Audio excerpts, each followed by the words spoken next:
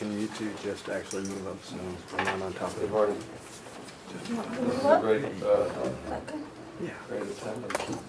There's so many talks going on. Thank you very much for coming. My name is Charlie Goff, and I live in Cuernavaca, Mexico. I've been there for 39 years. I'm one of the directors of a study abroad program. Most of our students are from the United States.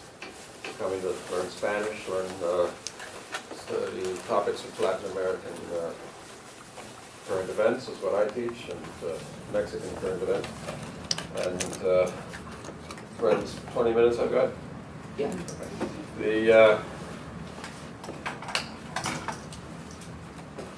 They're coming to learn Spanish for college programs. They're coming to learn Spanish because they work in the United States, which is the 5th largest Spanish-speaking country in the world, and possibilities of job advancement if you can speak Spanish, and jump seniority levels. And a lot of social workers, anybody that works with a Spanish-speaking population in the United States is interested in coming to study Spanish. Cuernavaca has become known as a worldwide center for study of Spanish. There are a number of language schools. Semanawak, which I work with, is one of many. And I'm also on the board of directors of a National Human Rights Prize. The Don Sergio Méndez Arceo National Human Rights Prize is to be given out in April. And the jury meeting will be on the 30th of this month, deciding who the winning candidates will be for a person and for an organization, people who work in human rights. I'm on the board of directors of a organization that works among the poorest of the poor in the state of Morelos. It's called Vamos, followed by an exclamation mark. And it has nothing to do with Marta Sahagún's organization called Vamos Mexico. She's the wife of she's the wife of Vicente Fox. She started her own charitable organization and snitched the name, but added Mexico at the end. And Vamos, followed by an exclamation mark, is headquartered in Cuernavaca and in Vermont also, and does very good work. We house our students with Mexican host families. We draw our teachers from Cuernavaca. We train. I feel that I have a good network on which to draw information. And not only do I read about things in the newspaper, but I hear about them in school, I hear about them in the Fundación Don Sergio, I hear about them from Vamos, and I'm here to present an idea that may be the most politically incorrect topic to be spoken about in this whole forum. And I challenge this issue of drug violence. And so bear with me, even if you don't agree with me, and it'll give you something to think about, I hope. And you're welcome to interrupt whenever you wish. And it may take us off on a different tangent, but I'm very good at getting back to my own tangent and staying on track, even if interrupted, and answering questions on the way. But let me just read to you a little bit. There was an article of mine that was published online by NACLA last December. It's titled Mexico Numbers Game. And thank you very much, Fred, for the invitation to participate in this panel. And there were some things that were not included because of space restrictions in that article. One of them was about the legendary journalist here in New York, I.F. Stone. And he always looked for what was missing in the news story. Yet he also recognized that the news is to be found in the mainstream media. And you need to read from many sources. And most importantly, you need to look for what's missing in the news story. And that's what he would write about.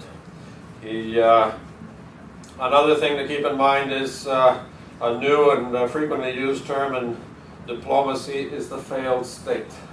And Mexico is being spoken about as a failed state. It's a relatively new term. Nicaragua was certainly a failed state in the 1970s, and yet it wasn't referred to as such at that time. But can failed states be created, managed, and manipulated by a stronger state next door, which I think is happening with the United States, and shaping the thought process both of the right and the left, both of them converging on the same idea. And I'm increasingly concerned that the United States has created the vocabulary and the expectation that Mexico may be a self-fulfilling failed state. In recent years, coverage in Mexican newspapers and of Mexico in newspapers and on television has borne little to no resemblance to what I see and experience living in Mexico. I don't see the violence, and yet I live in Cuernavaca, and I live in a city that is portrayed as violent, and especially recently in the U.S. press. In April of 2010, 2 Associated Press reporters showed up at my office.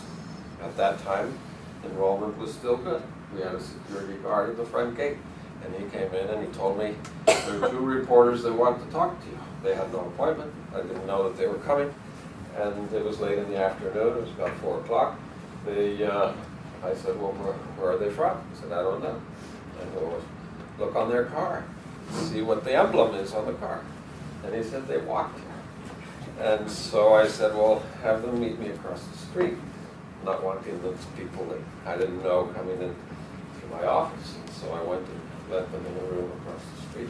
And they turned out to be bona fide Associated Press reporters, one from Mexico City and one from Cuernavaca. And the talk with me went on for about 45 minutes, consistently trying to get me to say that I was afraid of living in Cuernavaca, and that our students were afraid of living in Cuernavaca. And I said, I'm not afraid. I come and go daily. I'm a night person. I'll be driving across Cuernavaca at 10, 12, midnight. And same thing is true of Mexico City, coming and going. And I'm not afraid of traveling in Mexican urban areas, or on the highways. I told them that what I was afraid of is that my license plates were expired on my car, and that I was afraid of being caught by a police roadblock and checked, and how come I had expired license plates.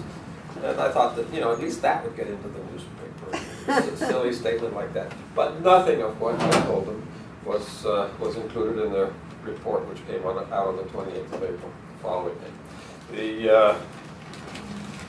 It was such a scurrilous article about Cuernavaca that I decided I was going to go re-interview the people that were in the article.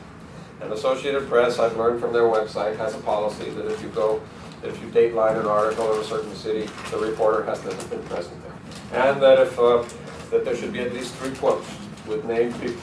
And only for certain reasons can you say it's an anonymous quote. And all these little regulations of AP, they fulfilled them all. There were 2 reporters, one was checking on the other. One was a local, one from Mexico City.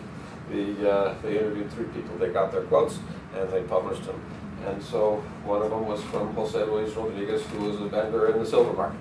So I went to the silver market, and I just started asking, who's Jose Luis Rodriguez? And finally I located him, and I said, look, you were in the paper. He said, yeah, they came to visit me 2 days ago. And I said, they said that you say that you're afraid of somebody driving by and throwing a grenade into the silver market. No, I didn't say that. I said that that's what happens in Spain. That's what happens in the Middle East. And it says here that your clientele has dropped by 50% because of the terror over the drug trade. And they said, I didn't say that. I said my trade has dropped 50% because they're repaving the street and they've torn it all up and they put some screens in and no customers can get. And I said, but here in the newspaper it says that on the 16th of April, you closed down your shop early and you ran home because you were afraid of the drug cartel's curfew that had been announced on internet and it was all over cell phone texts and everything else that there was going to be a shootout that night on the 16th of April between 2 cartels, and they were going to see who was going to gain control of Cuernavaca, of the plaza of Cuernavaca, is which the area is that's referred to, and that nobody else should be out on the streets because you might get shot. And so the streets were deserted. He said, I wasn't even in Cuernavaca on the 16th of April. I was in Acapulco. I heard about it. And so then another person was U.S. resident Don Housen from Boston. 60-year-old Don Housen from Boston had said that if she had enough money, she would pack up her things and go back to Boston immediately because she was so scared of living in Cuernavaca. So I didn't know Don Housen, but it mentioned that she was downtown. And so I went downtown where a lot of U.S. residents of Cuernavaca gather every day for coffee, and I asked if anybody knew downtown. There she was, right at the table. And I said, look, here you are in the newspaper. And she talks a lot, and I had to read the whole thing, and she had a comment about every single paragraph in the article, but finally we got to her paragraph. And it says that you were so afraid that you would pack up your things and go back to Boston immediately if you could. And she said, well, yeah, I said that, but it doesn't have anything to do with drug terrorism or trafficking. I live here on Social Security, and the other residents of Cuernavaca that are in the U.S. community have much more money, and they don't invite me to their events. But it's fine with them that I can work with volunteer in the library, and I can volunteer for writing articles for the Newcomers Book publication and stuff like that, and yet they never invite me to their events. And they shun me, and I'm just sick of it, and I want to go home. And this group of men here at this table that meets every day at 11 is the only place that, if it weren't for them, I don't know if I'd still be alive. And so it had to do with being shunned by the, indeed she had said that she would pack up her things and go if she had money to do so. And the last one was the head of a restaurant and nightclub owners association, and I found him at about 8 o'clock that night. He said indeed he had said what was in there. But he said, I also took her up on that, took the 2 reporters up on the roof, and I showed them Cuernavaca calm and tranquil, and everybody coming and going about their business. And then we've just got to wait it out till one cartel beats out the other, or the army beats the other 2. And so he said that he had said more, and it wasn't included in the article. I wrote a 5-page rebuttal to the article, sent it to the reporter, Olga Rodriguez, no reply. A week later, I was in Mexico City on a Sunday afternoon, and I went to the AP offices. And I walked in, and I found her sitting at her desk. She was all smiles. She stood up, shook hands with me, and I said, Olga, but how come you didn't answer my email? Oh, I never got it. I said, come on, Olga. I blind copied it to 2 other people, and they got it, and yours didn't bounce back. You got mine. But I didn't come to talk to you anyway. I said I came to talk to the bureau chief, and she was standing right there, Alexandra Olson, and I gave her the article, my letter, and she read the whole thing, all 5 pages, and was sort of quiet and said, I've got to get back to you about this.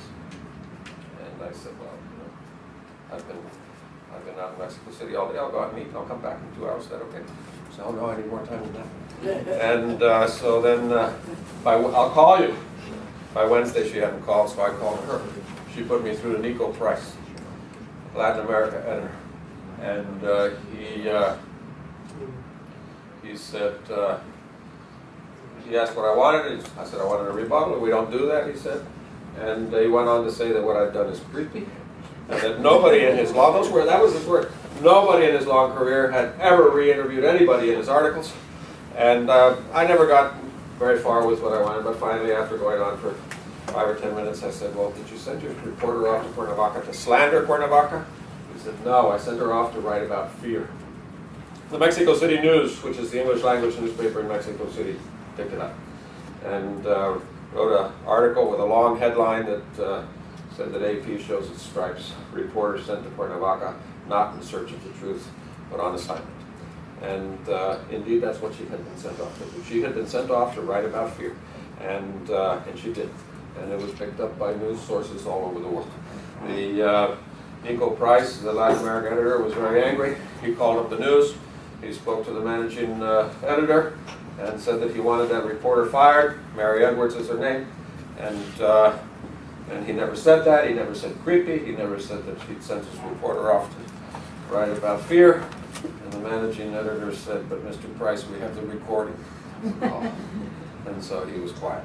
And he tried again to get Mary Edwards fired, but that was on Monday. And he was transferred to, seemingly rewarded, from Mexico City to Paris. I suspect that his transfer was already in the works, and he was upset because things were coming back from New York. How come he sent your reporter off on the sign? And so blatant. But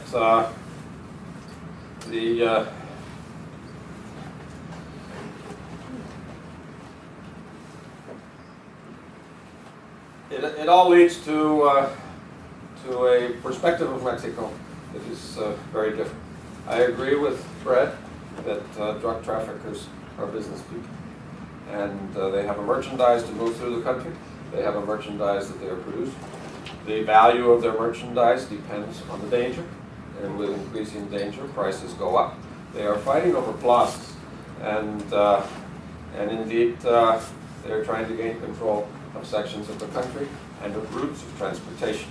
Ex-Governor Rizzo of Nuevo León state, the capital is Monterrey and it borders on Texas. He said that under the PRI governments, which ruled Mexico until the year 2000, arrangements had been made with the several cartels, about 7 cartels at the time. And they told, he denied all of this after it was published in the newspaper, but it was published in Reforma, and it was a bona fide interview with the former governor. And of course, he had to deny it. But the deals had been worked out between the government and the drug cartels, which roads they could use, where they wouldn't be harassed, and to not take the merchandise through cities, and to not get the civil society involved in the transportation, and to pay a fee to the PRI administration of each area that they were moving through. And when the Pond Party took over in 2000, it wasn't willing to go along with those deals. And drug trafficking is something that people, the leaders of the drug cartels that are leading the cartels now are people that have been in it since they were 16 years old or something. This is a prestigious news magazine in Mexico. It's Proceso. It comes out on Sundays. And the founder of Proceso is the man in the white shirt, and his name is Julio Scherer Garcia.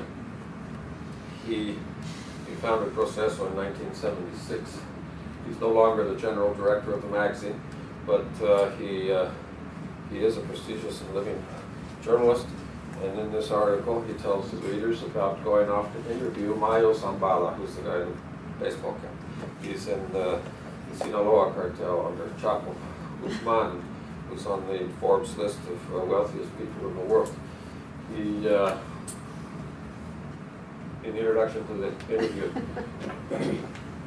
Scherer Garcia tells us, as the readers, he says, "Don't criticize me for going off and interviewing a drug cartel." He tells us about the difficulty in getting there, how he had to be transferred from one vehicle to another, and he spent nights in rooms that had no open windows. He had no idea where he was, and they got him to the place after about 4 days of travel, and they took him back home the same way. So he has no idea where it was that he carried out this interview.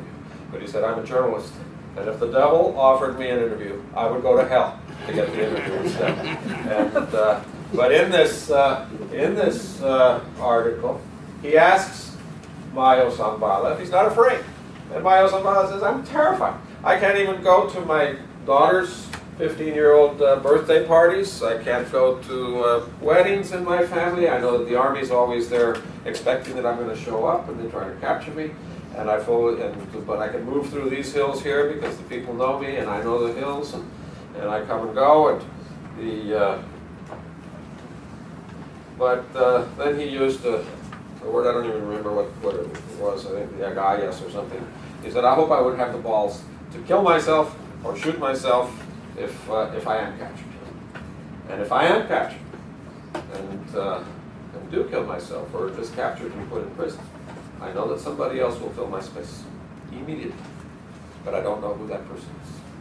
This is the most absurd of wars that are being fought, is to fight against an enemy with which there will be never a vacancy. And carry on, and once you take out, that's the current phrase, you take out, how many, we're gone? No, 2 more minutes? It'll be immediately filled by somebody else. But then let me just finish up with reading you a bit longer piece than what was published by NACLA.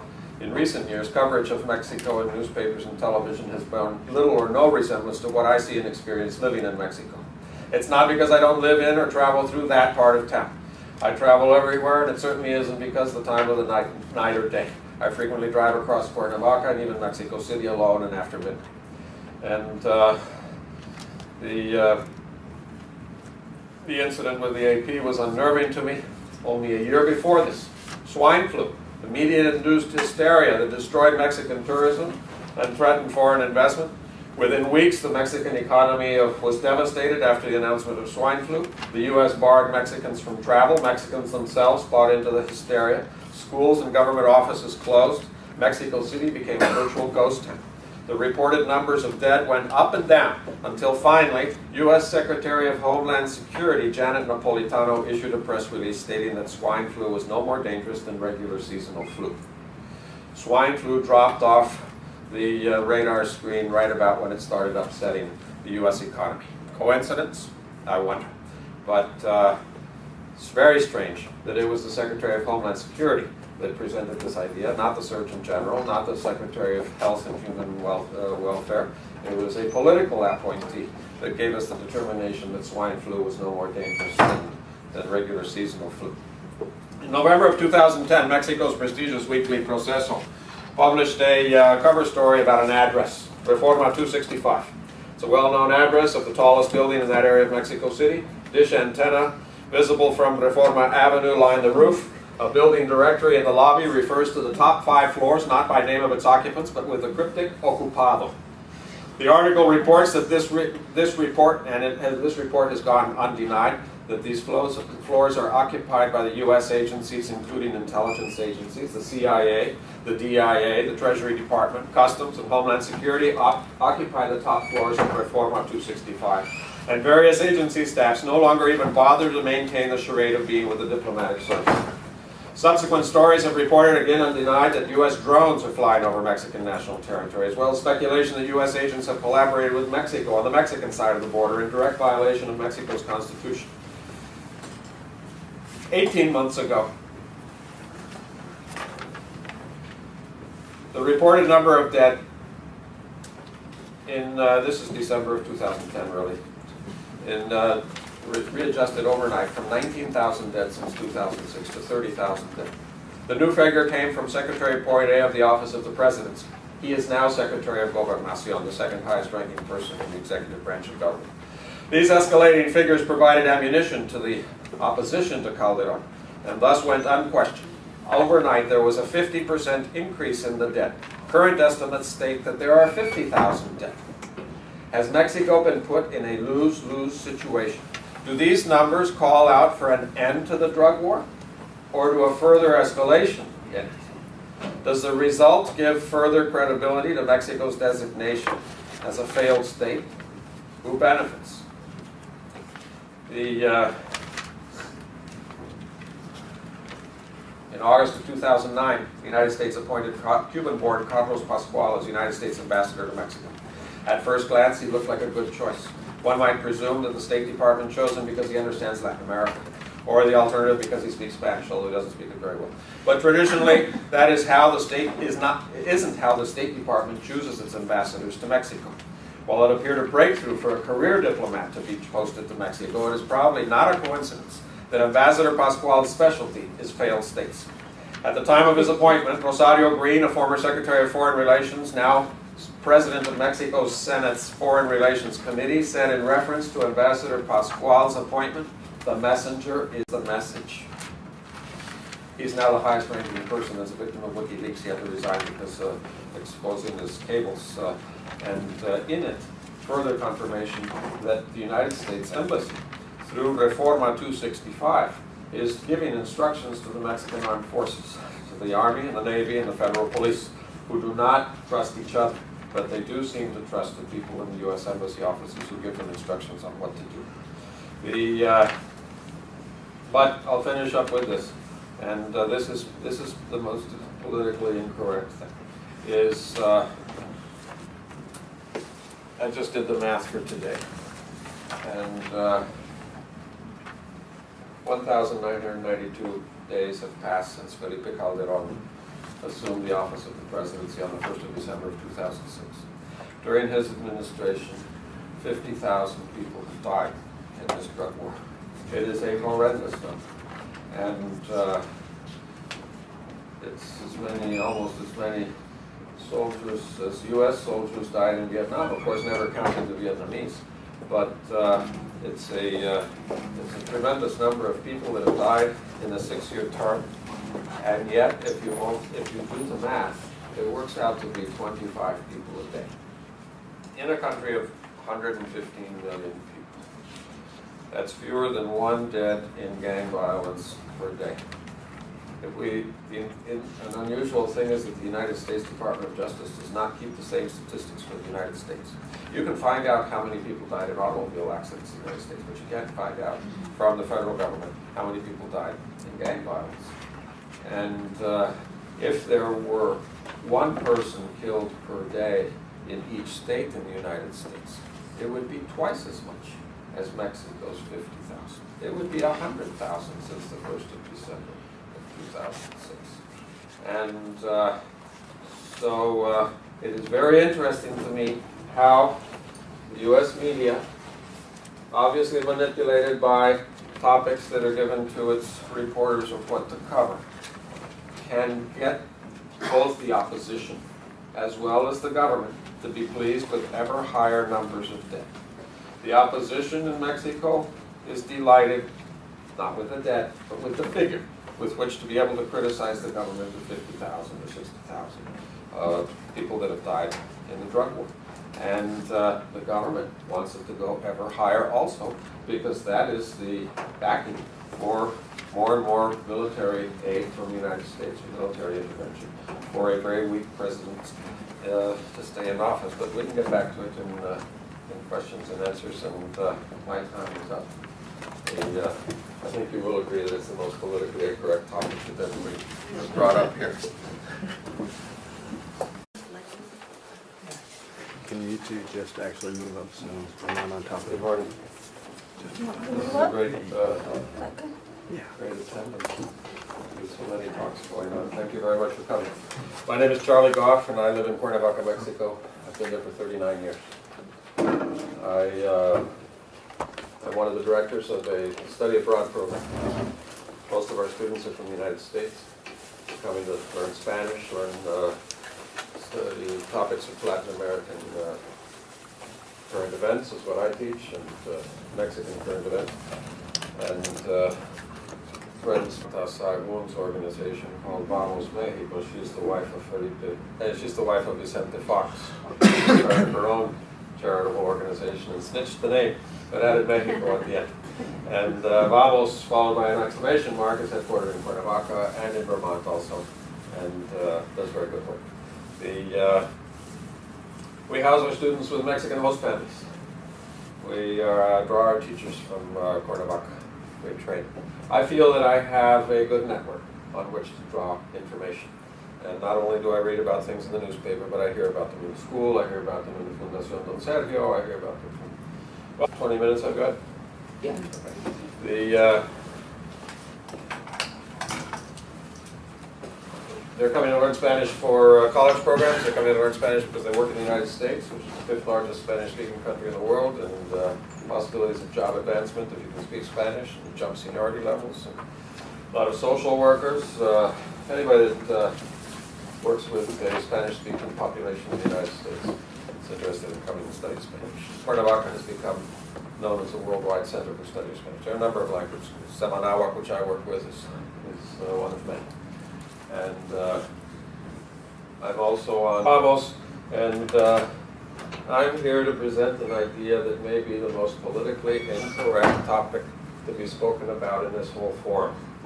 And I challenge this issue of drug violence. And so bear with me, even if you don't agree with me, and it'll give you something to think about, I hope. And you're welcome to interrupt whenever you wish. And it may take us off on a different tangent, but I'm very good at getting back to my own tangent and staying on track, even if interrupted, and answering questions on the way. But the board of directors of a National Human Rights Prize, the Don Sergio Méndez Arceo National Human Rights Prize, is to be given out in April, and the jury meeting will be on the 30th of this month, deciding who the winning candidates will be for a person and for an organization of people who work in human rights. I'm on the board of directors of a organization that works among the poorest of the poor in the state of Morelos. It's called Vamos, followed by an exclamation mark. And it has nothing to do with my